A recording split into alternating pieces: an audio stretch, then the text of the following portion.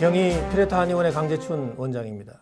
오늘 이 시간은 한포진에 대해서 강좌를 시작하겠습니다. 한포진은 습진의 일종이죠. 그런데 손바닥, 발바닥, 또 손바닥, 또 측면부, 발바닥 측면부 등에서 수포와 가려움증, 또 따가움, 이러한 다양한 증상들이 나타나는 피부 질환이죠. 자, 그런데 오늘 이 시간은 한포진이 왜 발생하는지, 왜 염증은 발생하는지, 왜 수포는 발생하는지 이거에 대해서 좀 구체적인 강좌를 시작하겠습니다.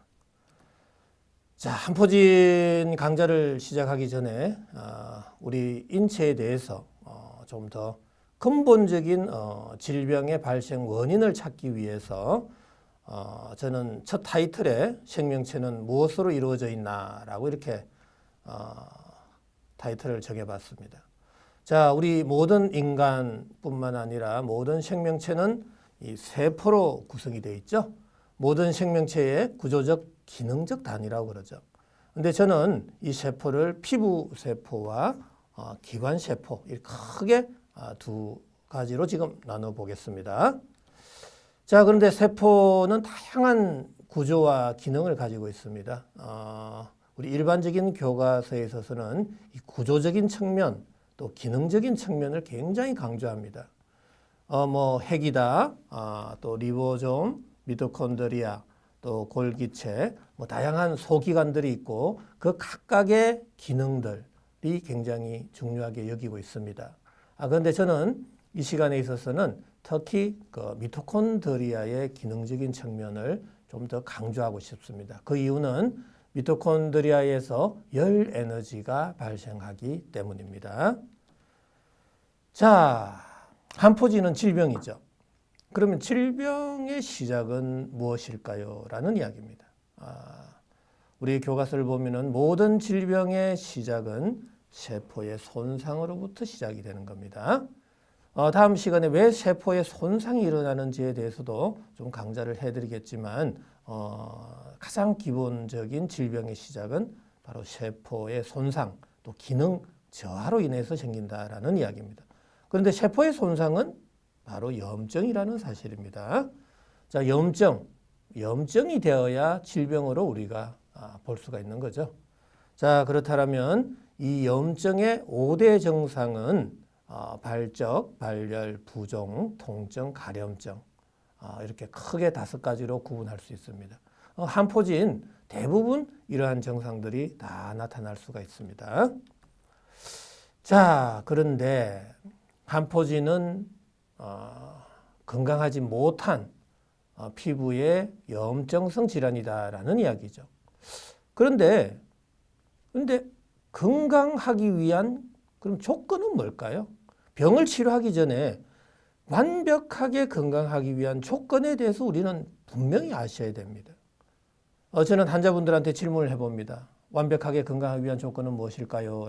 라고 질문을 하게 되면 대부분은 3K다라고 이야기합니다. 잘 먹고, 잘 자고, 또 잘 배설하고 하면 건강하지 않습니까? 라고 말씀들 하세요. 맞습니다. 저도 굉장히 동감을 하는 부분인데 하지만 잘 먹고 잘 자고 잘 배설하더라도 질병에 걸리는 사람들 너무나 많습니다. 그래서 저는 좀 다른 각도에서 이 완벽하게 건강하기 위한 조건에 대해서 찾아봤습니다. 자, 이 그래프는 온도와 나이와의 상관성을 가지고 제가 완벽하게 건강하기 위한 조건에 대해서 간단하게 한번 설명을 드려보죠. 자, 모든 생명체는 태어나면 대략 37도죠. 그런데 죽게 되면 환경의 온도가 27도라면 우리 시체는 27도까지 내려가겠죠. 자, 살고 죽는 온도 차이는 10도 차이입니다. 자, 그런데 대체적으로 우리가 2도만 떨어져도 저체온증에 걸리게 되죠. 이거는 생명이 굉장히 위험하게 됩니다. 의식도 없어지고요. 자, 그런데 우리가 정상적인 일반적으로 체온을 측정하게 되면 겨드랑이 온도를 측정하게 되는데 대체적으로는 36.5도가 나오고요. 내가 한포진에 걸렸더라도 저체온증까지는 안 내려가겠죠. 그러면은 활동하고 하다 보면은 우리가 한 35.8도 정도는 나옵니다. 자, 이 온도 차이는 0.7도죠. 이 정도의 차이 가지고는 한포진에 걸렸다고 해도 나는 체온이 떨어져 있는 사람이야 라고 생각하지는 않습니다. 그냥 무시하면서 살아간다는 사실이죠. 자, 그러면은 오늘 아침에 어린애가 태어났습니다. 37도로. 불행히도 오늘 저녁에 죽었다고 가정을 해보죠. 그럼 하루 만에 10도 떨어진 상태고 나이는 0살이 될 겁니다. 자, 이걸 쭉 전개를 해보면은 10살 된 아이가 죽었다고 하면 10도 떨어지는데 10년이 걸린 거고요. 60살 된 사람이 죽었다고 하면 10도 떨어지는데 60년 걸린 겁니다. 자, 그렇다면은 150, 300, 600살, 1200살까지 쭉 이어본다라면 이는 그래프가 형성이 된다라는 사실입니다. 자, 그럼 이 그래프를 가지고 우리는 의미를 한번 찾아보죠. 자, 오래 살면 오래 살수록 10도 떨어지는데 걸리는 시간이 오래오래 걸렸다라는 것을 알 수 있죠. 자, 그리고 기울기는 오래 살면 살수록 완만해짐을 알 수 있습니다. 자, 그렇다면 어떤 한 생명체가 체온이 떨어지지 않고 계속 유지만 할 수 있다라면 이거는 무엇을 뜻하겠냐라는 이야기입니다. 바로 영생을 뜻하라는 겁니다. 자, 영생의 의미를 우리가 좀 현실적인 용어로 바꾼다라면 아주 건강하고 무병장수한다라는 의미로 생각해 볼 수 있겠죠. 자, 그렇다면 완벽하게 건강하기 위한 조건은 무엇이죠? 바로 체온을 그대로 유지하는 방법이겠죠. 자, 지금 이 체온, 제가 주장하는 체온은 심부 체온입니다. 뇌를 포함한 오장육부의 온도를 말하는 겁니다. 자, 이제부터 우리가 건강을 유지하기 위한 유일한 방식은 체온을 그대로 유지하면서 살아가야 된다라는 이야기입니다. 자, 그렇다면 이 체온에 대해서 조금 더 구체적으로 우리가 설명을 해보죠. 체온이란 보이게 됩니까? 보입니까? 만져집니까? 그렇지 않습니다. 눈에 보이지도 않고 만져지지도 않습니다. 이 체온은 모든 세포의 열 에너지 대사의 최종적인 산물이라는 겁니다. 무형의 산물이죠. 자, 그렇다면 이 체온을 연구하려면, 집중적으로 연구하려면 인체 물리학적 관점에서 찾아봐야 된다라는 이야기입니다. 우리가 단순한 한의학과 단순한 의학적 관점에서 체온만 가지고는 설명하기가 굉장히 어렵습니다. 자, 인체 물리학적 관점에서 세포 열 에너지학적 관점에서 체온을 좀 더 깊게 연구를 해봐야 된다라는 이야기입니다. 자, 일단은 이 인체 체온에 대해서 한번 간단하게 설명드려보죠. 자, 뇌를 포함한 오장육부의 온도를 심부 체온이라고 그러고 항시 37도를 일정하게 유지하려고 애를 쓰고 있습니다. 바로 체온 조절 중추는 시상하부죠. 자, 그 다음에 이 두피를 포함한 사지의 온도는 피부 체온이라 그러죠. 심장에서 멀어지면 멀어질수록 온도는 내려가고 있습니다. 자, 그런데 심부 온도가 올라갈 때는 피부 온도가 내려가고 심부 온도가 내려갈 때는 피부 온도를 높여서 체온 37도를 유지해주고 있다라는 사실입니다. 자, 그렇다면 이 심부 체온의 의미, 37도의 의미는 무엇을 뜻하느냐라는 겁니다. 자, 모든 생명체의 시작의 온도죠. 시작할 때, 태어날 때의 온도가 바로 37도라는 겁니다. 자, 그리고 식물이든 동물이든 모든 생명체의 절대적 생명 유지의 3요소 중에서 바로 온도라는 겁니다. 자, 햇볕, 수분, 이 세 가지가 조금이라도 어긋나면 밸런스가 깨지게 되면 질병이 생길 수 있다라는 이야기입니다.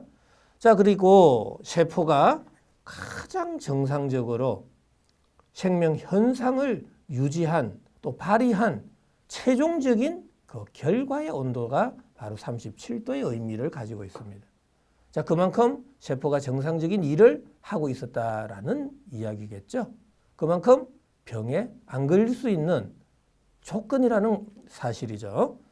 자, 그러면은 질병 발생의 근본적인 이유는 뭐냐라는 겁니다. 바로 심부 온도의 문제라는 겁니다. 저의 주장은 심부 온도가 높아지거나 낮아지거나 할 때, 그 밸런스를 유지하지 못할 때 병에 걸리게 된다. 바로 셀이 정상적인 일을 못한 결과다라는 이야기입니다. 그래서 질병에 걸리고 그게 더 악화될 경우에는 사망에 이르게 될 수밖에 없겠죠. 자, 그렇다면 이 심부 온도에 대해서 조금 더 구체적으로 한번 설명을 드려볼까요? 자, 심부 온도가 일시적으로 낮아질 때는 병에 걸리지 않습니다. 하지만 이 심부 온도가 장기적이고 반복적이 됐을 때 내 몸의 인체의 생리적 또 병리적인 변화는 어떤 변화들이 생길 수 있을까라는 것입니다. 자, 첫 번째로는 피부 온도가 올라간다라는 사실입니다. 조금 전에도 설명드렸듯이 심부 온도가 내려갈 때 피부 온도는 상대적으로 올라가서 체온을 유지하게 되죠. 자, 피부 온도가 올라가게 되면 심부 온도로 내려갔기 때문에 심부 혈관은 수축하게 되고 피부 온도는 올라갔기 때문에 피부 혈관은 확장이 된다라는 이야기입니다. 자, 두 번째, 이 온도와 표면 장력과의 관계가 있는데요. 온도가 올라갈 경우에는 표면 장력이 약해진다라는 사실입니다. 이 표면 장력은 모든 물체의 서페이스에 에서 일어나는 하나의 힘의 균형의 문제인데요. 온도가 올라가면 올라갈수록 압력과 밀도가 낮은 공간으로 밀어내는 힘이 세지게 됩니다. 그래서 바로 그때 조직의 변형이 오는데 돌출, 비대, 융기, 팽창과 같은 돌연 변이성의 변형이 온다라는 이야기입니다. 자, 그 다음에 심부 온도가 낮아질 경우는 모공이 다치겠죠. 바로 체열의 방출을 줄이기 위한 인체의 생리적인 현상이죠. 자, 모공이 수축이 되고, 자, 우리가 온도가 낮아질 경우는 모발이 바짝 서게 되죠. 인모 현상이 생기게 되는 겁니다.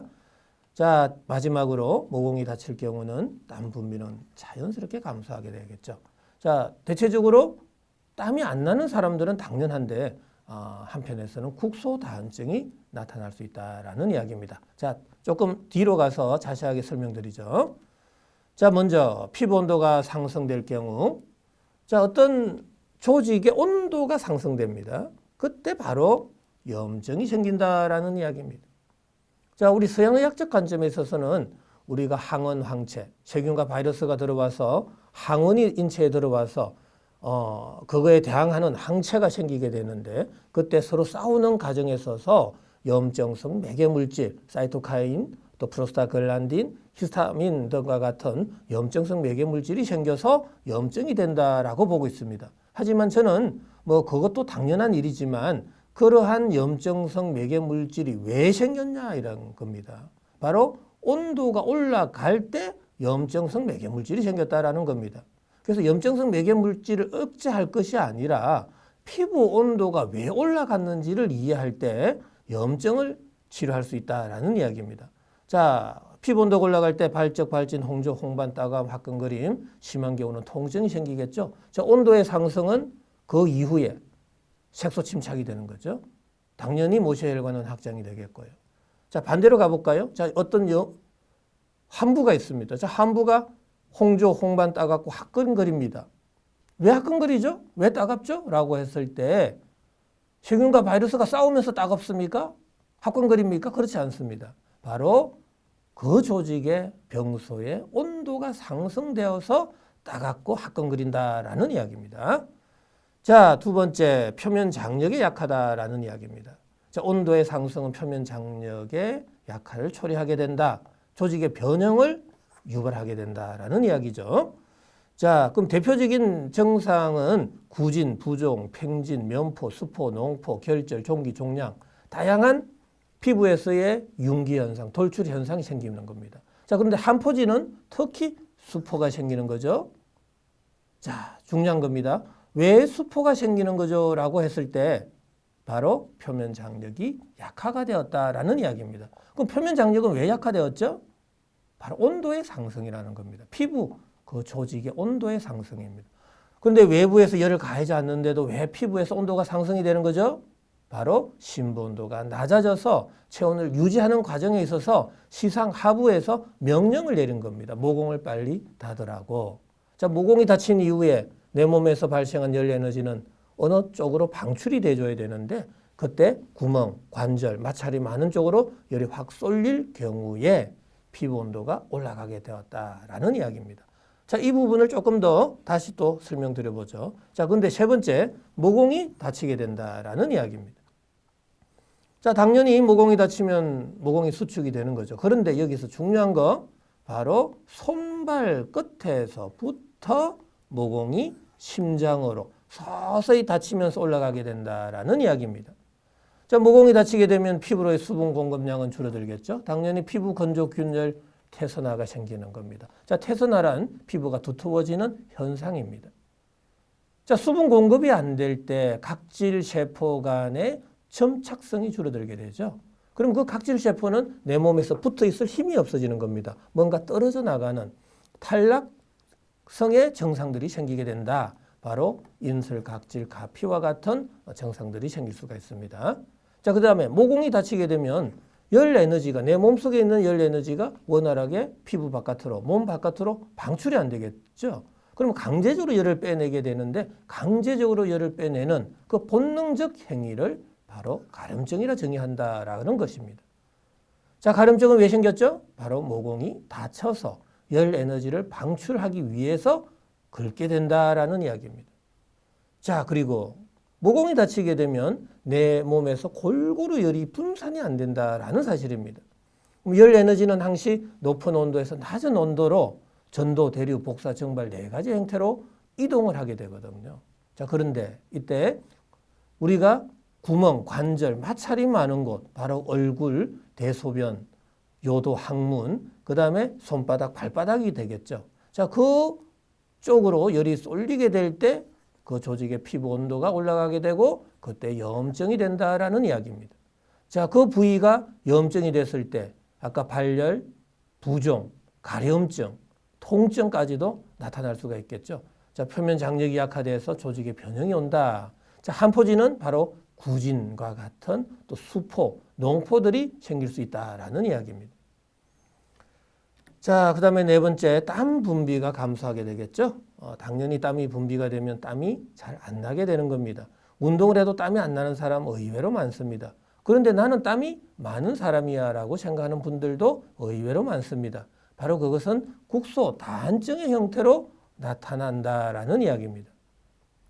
아까도 조금 전에 말씀드렸듯이 열이 방출이 될 때는 구멍, 관절, 마찰이 많은 쪽으로 열이 쏠리게 되고 바로 그때 항시 높은 온도에서 낮은 온도로 열이 방출이 될 때 그 액화 현상이 생기는 거죠.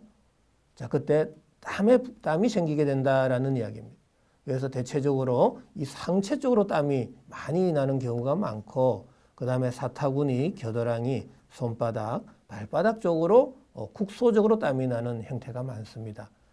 이것도 반드시 치료해야 될 질환입니다. 자, 이 부분을 전체적으로 한번 좀 설명드린다면, 자, 모든 염증은 세포의 손상이라 그랬죠. 이 세포의 손상은 특히 압력, 온도, pH, 전기장, 자기장, 또 약물, 저산소증 여러 가지 다양한 환경들에 의해서 이 세포의 손상이 쉽게 일어날 수가 있습니다. 자, 세포의 손상이 됐을 때 세포 내 미토콘드리아라는 그 곳에서 ATP라는 열 에너지의 합성의 장애가 생기는 겁니다. ATP 합성의 장애가 생길 때 열 발생량이 줄어든다라는 이야기입니다. 자, 열 발생량이 줄어들 때 심부 온도가 낮아지게 된다라는 이야기죠. 자, 모든 생명체는 항시 37도를 유지하려고 애를 쓰죠. 어디에서? 시상하부에서요. 자, 그러면 심부 온도가 낮아졌을 경우 37도를 유지하기 위해서 피부 온도 높이고 모공 닫아지고 다치고 땀 분비가 감소되는 것입니다. 자, 이러한 현상이 장기적이고 반복적일 때 내 몸에 어떤 병적인 변화가 생기고 그 증상들의 특징을 다 모아보면은 어떠한 병이 되겠느냐라는 이야기입니다. 자, 이러한 전체적인 흐름 속에서 한포진을 우리가 왜 발생했는지 앞으로 어떻게 또 치료해야 되는지를 정확하게 이해할 수 있다 이겁니다. 자, 오늘 이 시간은 한포진 중에서 염증이 왜 발생하는지 정말 중요한 겁니다. 자, 수포는 왜 발생하는지 그리고 특히 왜 한포진은 손바닥, 발바닥 쪽에서 특히 많이 발생하는지 그거에 대해서 간단하게 설명드렸습니다. 다음 시간에는 한포진의 정의 또 발생 기전, 치료 원칙, 치료 방법에 대해서 강의해 보겠습니다. 자, 지금까지 시청해 주셔서 대단히 감사합니다.